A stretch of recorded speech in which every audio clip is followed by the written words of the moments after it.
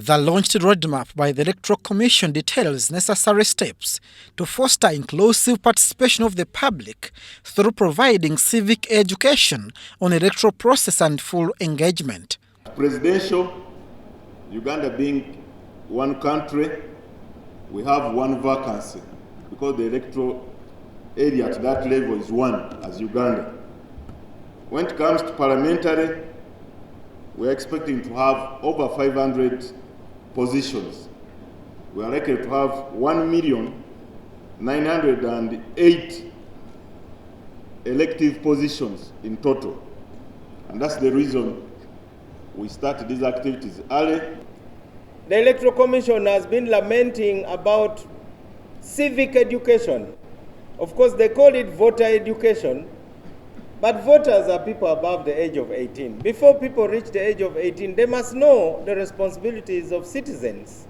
The 1.3 trillion shillings budget of the 2025-2026 general elections is portioned in an annualized arrangement with specific activities over time. In 2023-2024 financial year, the Commission will require at least 195 billion shillings, and in 2024-2025, the Commission will use 569 billion shillings for electoral activities, while in financial year 2025-2026, the Electoral Commission will require at least 622 billion shillings to conduct the general elections. The 2025-2026 roadmap cost estimates are slightly higher than those of 2020-2021 general elections. But look at the key drivers, which I've mentioned. An increment in electoral areas, or even constituencies. An increment in population, which means more voters than we had in 2021. The cost of logistics. In 2021, I think fuel was costing how much? 3,000? Now what are we costing now fuel at? These are some of the key drivers. If you look at the cost of services in 2021 with the current market rates, I think you'll notice the difference. But I want you to understand and appreciate that every election cycle has an incremental in the cost of that process. I think if we had the figures, we would have shown to the participants from 1996 up to the present day. Has the budget ever gone down, or it continues to go up? I think that's what we should appreciate and understand. Commission chairperson Justice Simon Byabakama has urged the government to expedite enactment and amendment of relevant electoral laws. Particularly the need to enact laws that enable an election. The proposed constitutional review process. These are very important activities that cannot wait.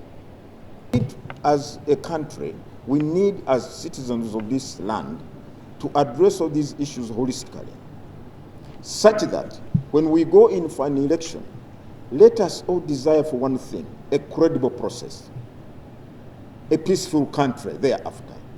Because an election is not an end in itself.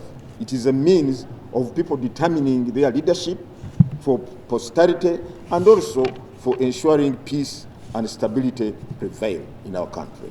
The Prime Minister, Robin Nabbanja, officiated at the launch of this election roadmap and committed working on the Commission concerns. The Office of the Prime Minister will ensure that the enactment and amendment of the relevant enabling laws, which my brother was talking about, is done before the end of the financial year 2023-2024. It is my pleasure now to declare the strategic plan for the 2025-2026 general elections officially launched for God and my country. I thank you so much. Electoral Commission has committed on displaying the final general updated voters register by January of 2025. Abdul Nasili Lubwama for UBC. Thank you.